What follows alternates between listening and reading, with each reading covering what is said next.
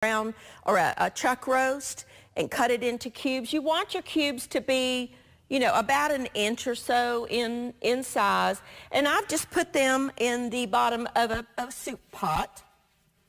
I'm going to put some salt and pepper on the beef cubes. I'm not browning them. We're just going to cook them. Takes, a couple of hours. This is something you can totally do in your crock pot if you want to. That's perfectly fine. And I'm going to add a combination of beef stock and chicken stock to my soup pot. Now let's get this going. Okay. If you want to do this in your crock pot, you can cook it for, a couple of hours, about 3 to 4 hours on high. You can even go like up to 8 or 10 hours on low if you want to. But you want to cook this to where that beef is very, very tender. And chuck is one of those cuts, or beef stew meat, whichever you're using, is one of those cuts that needs time to break down the collagen and so forth in the beef to break down. But when that does, it becomes so succulent and moist and tender and really, really good. And in my opinion, is the best cut for beef stew, or not beef stew, but vegetable beef soup. They're kind of along the same lines. And in this pot, well, we'll get to that in just a minute. So that's going to cook. We're going to make a muffin to go alongside that. Now, in this bowl is some, just a baking mix, whatever brand you want, a couple of cups of just a baking mix. I have some cheddar cheese. I'm going to add most of that, but I'm going to save a little bit to put on top. This is a poppy seed, so we're going to add some poppy seeds.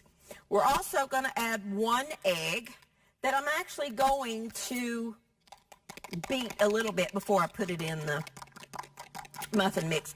This is a savory muffin that's really good with soup. It's really good with anything, honestly. I love it. I like these quick little drop biscuity type recipes because it just is easier. Now, we're going to add some milk. I'm using 2%, about 1.5 cups, but now honestly, it will depend on the humidity in your room that you're cooking in, whether you will need the whole 1.5 cups or not. And then just stir it together. It really is simple. See, I think that's plenty, and I used about 1 cup, maybe a little bit less than 1 cup. I don't need the rest of it. You want it to be a dough consistency. This is not, you're not baking a yeasted bread where you got to be precise with your measurements. That's fine. You want to have a muffin tin that I have sprayed with, I really like this coconut spray, but you could use the baking spray or whatever you have. If you don't have any of that, you can take a little bit of butter and just rub the outsides of the wells of the muffin pan, or you could, if you wanted to, use muffin liners. Now, you can do a scoop, an ice cream scoop, or, which is what I'm going to do here, get my water off. I've just got 2 spoons. You want to fill these about 3/4 of the way full. Want to allow some room for the dough to expand. And I find that 1 heaping spoonful of this is perfect. Have your oven preheated to 350 degrees. And these bake, for about 20 minutes or so until they're cooked through. I love these little biscuits. They're very savory. Not a sweet muffin like you think of a dessert muffin, but they're very good. You could also do this in a mini muffin tin if you wanted to. And of course it would bake in about half the time, 10 minutes. You could take this dough and put it in a loaf pan and bake it as a loaf. You would need to time it. It would take about 45 minutes or so. And this makes 12 muffins. Can easily double it. I need to add a little bit more to this one. You want to make sure that they're all, you know, approximately even in their filled capacity. And we're going to pop this in a 350-degree oven for about 20 minutes.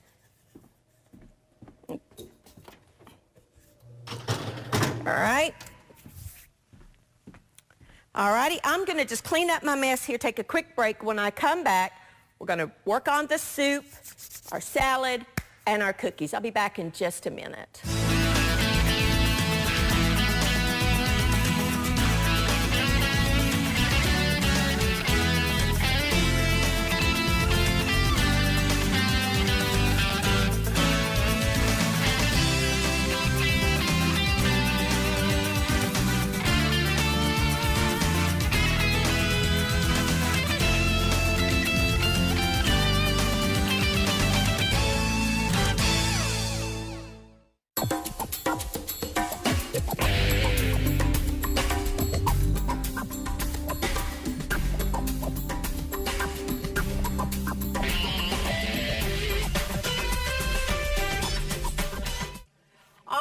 Now, I have a pot of water that I have brought to a boil, and I'm going to cook a little bit of macaroni. The reason that I like to cook my macaroni separate, about a cup or so, is that if you cook your macaroni in the pot with the broth, it absorbs all the liquid and your soup will be way too thick. So I like to cook mine in a separate pot for about 8 minutes or so. Now, to our beef that through the magic of television has already cooked, I'm going to add an onion, just one onion. You can put this in the beginning if you want to simmer with your beef, but you don't have to. Let's get this part thrown away. Move the trash can a little closer. We're going to dice up our onion.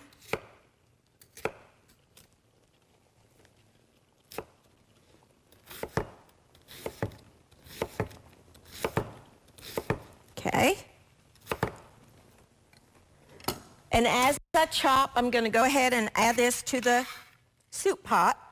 Now, you can add whatever vegetables that you want to. You can add, you know, whatever kind of veggies that you like. I'm doing the traditional onion, carrot, celery, that kind of thing. Ooh, that's a strong onion.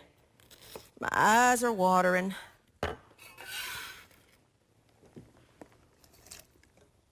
You know, it wouldn't be a Everyday Manna episode if I didn't drop something on the stove. Okay. I'm also going to add some celery. Now, I've already washed all of this produce. Now, a lot of people throw away the celery leaves. It really has a lot of flavor, so I would leave those in. You don't have to if you don't want to. I am going to cut off the very tops and the very bottoms.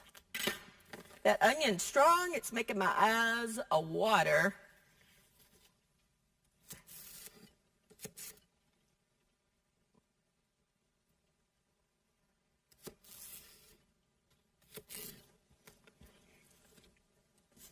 Just chopping up some celery, and I can't seem to get my cuts going this morning.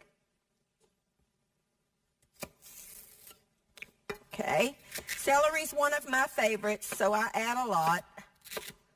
You add as much or as little, or none at all if you don't like celery. I love it. Sometimes, for a little snack at home, I'll just take celery, cut it up into pieces, and cook it. Just boil it in water and eat it. I love celery. It's absolutely one of my favorite things to eat. My macaroni needs to be stirred. It's going to boil over. And then some carrots and potatoes. Stir it all in there. love soup. I've always loved soup. Now, I washed my carrots. I'm not going to peel them. I'm just going to cut off the tops and the bottoms a little bit. But I'm not peeling mine because I did scrub them. You can if you want to. I like to cut them in half to where you've got a flat cutting surface. And then just cut them into pieces about the same size as your celery.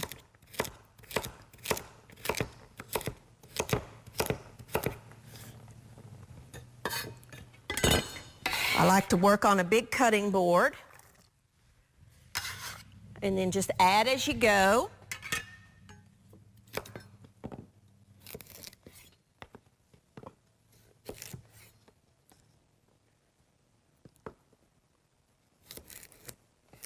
Okay, flat side down. You could add, if you don't want to chop your own veggies, you could add a bag of frozen mixed vegetables or soup, vegetables for soup. Sometimes I do that. Just depends on how much time I have. We're going to bring that to a boil. Let's turn that up just a little bit. Stir it. I'm going to add a little bit more salt and a little bit more pepper. About half a teaspoon of each. You can do that to taste. All right, we're just going to kind of let that go for a few minutes. Now, I have here 1 can of whole tomatoes. Now, in this recipe, I like the whole tomatoes. If you're lucky enough at home to have your home canned tomatoes, oh, this is a great recipe to use those in. But I like to cut them myself. You could use the diced tomatoes if you wanted to. Up to you. You could take your fingers and squish them up if you wanted to. Great thing to let your kids do. I'm going to drain this in the soup because I don't want to waste that liquid. Okay. Let's get all my tomatoes out. These are just whole plum tomatoes. Some recipes I don't mind using the, pre-diced up tomatoes. But for this one, for some reason, I just prefer to use these. I think because I cut them irregular, they're not perfectly the same shape, which I think adds a little bit of a rustic look to your soup. So that's why I really just prefer to do it myself. Getting full. Scoop them up. Probably should have my soup right next to my board instead of the other way around, shouldn't I? Now, I'm not going to add my potatoes yet. I'm going to let those harder vegetables cook for about 5 minutes or so. And then I will add my potatoes when that gets a little more cooked. I'm going to just take a quick break, clean up my cutting board. When I come back, we will add our potatoes. We're going to start on the cookies and make the dressing for our wonderful little green salad. I'll be back in just a minute.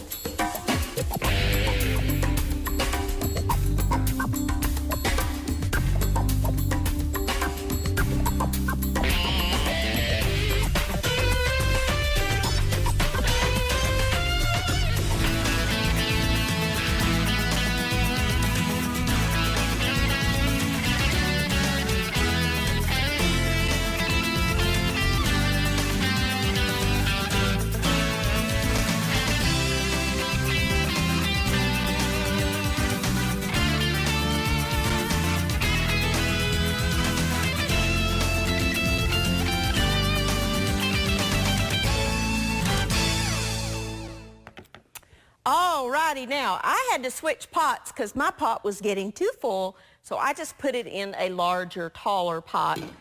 And I chopped up the potatoes and added those. We're going to let that go for about 10 minutes or so, and then we will add in our frozen peas and corn. But they only need about a minute. So let's get our cookie dough going. Now I have here 1 block of cream cheese. This actually is a low-carb cookie. And we're going to add some peanut butter. Now here, if you want to keep your carbohydrates down, read the label of your peanut butter, because the overwhelming majority of peanut butters on the grocery store shelf have added sugar. A lot of stores now have the grinder stations where you just grind fresh peanuts. That's peanut butter. This particular one is called Nut and Better, and there is no added sugar. The ingredients are dry roasted peanuts and salt. That's what you want, and otherwise you're going to be consuming a whole lot of carbs if you're watching your carb count. You want about a cup of peanut butter, which is about half this jar. And oh, it smells incredible. I mean, you can't have too much peanut butter in my opinion. So let's add about half that jar, maybe a little more, just a little more. This is a very easy recipe to do, okay? I'm doing mine in a stand mixer. You don't have to if you don't have a stand mixer. You can use a regular mixer, or you could even use your arm in a spatula if you wanted to, but this makes it a little easier. All right, we're just going to whisk that together. We're going to add in 1 egg, some vanilla, and some liquid sweetener. Now I'm using liquid stevia, about 20 drops or so. Let it go.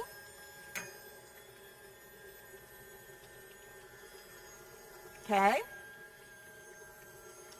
And then I have some peanuts here that I'm actually going to chop up just a little bit. Not a tremendous amount. Just take a knife and kind of go through them a little bit. I also have 1 baking tray that I have put parchment paper on. There's no flour in this cookie recipe. This is a low-carb peanut butter cookie. It's really good. And I eat low-carb. My husband and I both, Mike and I both eat low-carb. I eat it probably 90% of the time. I have to admit, sometimes I do cheat and eat some carbs. He's much better at that than I am. But I will say I enjoy the low-carb eating. And then stir those in, and that's it. That's all there is to it. Right there. There's your dough. Now, you will want to get all that off your paddle. And again, I have a baking sheet that I've lined with parchment paper. Now, with these mixers, sometimes this is the consistency you want. I'll show you in just a second. You need to go down in the bottom and stir it one last little time. I do find sometimes with the stand mixers, the very bottom does not get mixed in as much as you would want. Now, you see how thick that is? That's the consistency that you want. You want a dough. So, take your baking dish, wipe the peanut butter off your board. Turn off my macaroni, that's good and done. And I like to just use a small ice cream scoop. If you don't have one of these, you can use a spoon. And then just drop it onto your baking dish. The reason I like to use the ice cream scoop is that they all end up the same size, which for baking purposes is much better. And you just want to drop them on your parchment-lined baking pan a couple of inches apart, because they're going to expand. And we're going to flatten them like the traditional peanut butter cookie. Peanut butter cookies, you know, always have that crisscross pattern that we make with a fork. My biscuits are done. They're out of the oven, or my muffins. Soup is almost done. And then we're going to make a quick little salad while these bake. And dinner's through. If you put that beef in your crock pot from start to finish, you'll be done in no time, okay? I'm only going to bake these one tray at a time. I got enough for another tray. But for TV purposes, let me show you what to do.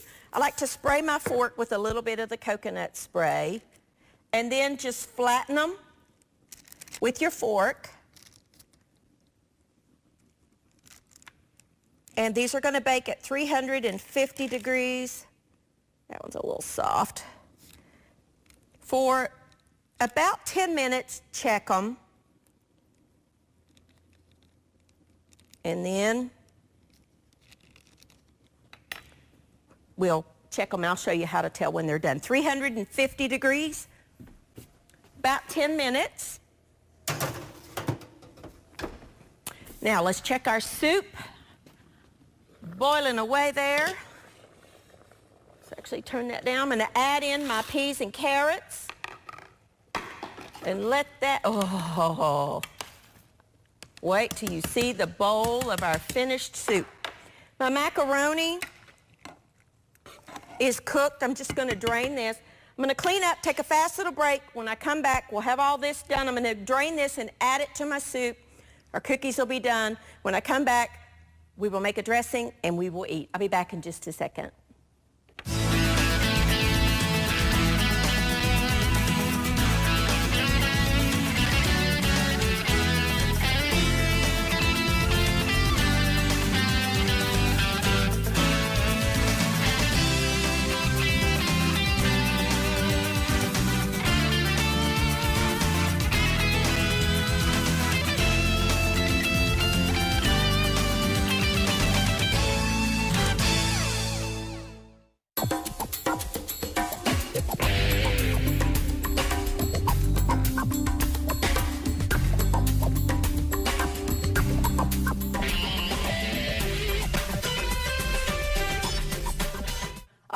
Now let's make a quick salad dressing. In this measuring cup, I have some olive oil, and then I'm just going to add some red wine vinegar. I'm going to add a little bit of pepper and a little bit of salt. Whisk that together. Couldn't be simpler. This is just a vinegary dressing. I have in this bowl some just lettuce, salad greens. Now, I'm adding some pomegranate seeds, but you could take a pomegranate and get your own out if you want, but you can buy these little containers that have them already done. And I'm going to add some sunflower seeds. I really like them. You can add anything you want to this. This is just a little quick little salad dressing. Let's add a little bit, drizzle some of this over our just simple little green salad. I like salad with soup. Soup and salad or soup and sandwiches. Just to me kind of go together. And then I would just serve the rest of this on the side. Now, here's our wonderful soup that we just put out into our soup bowls. So good. I cannot wait to dig into that. And our beautiful little muffins, our little poppy seed cheddar muffins, and our cookies are done. Now, because there's no flour in these cookies, they need to cool, and they will firm up as they cool. So I'm just going to let them sit on the sheet tray until they get done. They bake in about anywhere from 10 to 15 minutes. It just depends on your particular oven. So there's our cookies. They're just, I got another tray in there. They're so good, but they need to firm up before you touch them. And then we'll put them in our little thing. So here you go, some quick and easy, delicious little recipes. Look at what someone just brought me, a viewer from Wise. Pick this up for me. Isn't that so pretty? Just a mixture of measuring cups and spoons that are so colorful and pretty and just go real well with the set. So thank you from Wise, Virginia. She just stopped by and gave those to Mike, and he just brought them in here. Now, I would top my salad with a little bit extra pepper, because you know I really love that pepper. And if you have some flaky sea salt, that would be delicious on it too. So here you go, some quick and easy recipes for you to try. You can put that in your crock pot if you want to, or you can cook it on your stove when you're home and just let your house be filled with those wonderful smells of homemade vegetable beef soup. Even if you're only cooking for like 2 people, I would make that whole recipe and then let it cool. Put individual serving sizes in containers that you can put in the freezer, and then you've got homemade soup. All you have to do is take it out and then microwave it if you want to warm it through, or put it in a pan and simmer it. So I would make that whole recipe and then freeze it in individual little serving sizes. I do that all the time when I make soup, because my boys are not real big vegetable beef soup eaters. So if I have leftover, I just put it in the freezer, and then when I want it or Mike wants it, it's ready to go, and all you got to do is thaw it and heat it in the microwave or on the stove, either one. So your cookies, by the way, will be done when they are, firm to the touch. If you're using the natural peanut butter, which I did, it will have a little bit of oil that'll leak out onto the pan. That's perfectly fine. Not a problem at all. I cannot wait to eat those. Thank you for joining with me, and I will see you next time on Everyday Manna.